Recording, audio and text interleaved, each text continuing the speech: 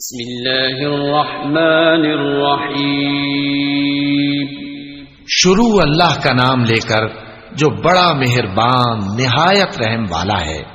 أَلَمْ تَرَ كَيْفَ فَعَلَ رَبُّكَ بِأَصْحَابِ الْفِيلِ أَلَمْ يَجْعَلْ كَيْدَهُمْ فِي تَضْلِيلٍ وَأَرْسَلَ عَلَيْهِمْ طَيْرًا أَبَابِيلَ تَرْمِيهِمْ بِحِجَارَةٍ مِّن سِجِّيلٍ فَجَعَلَهُمْ كَعَصْفٍ مأکول.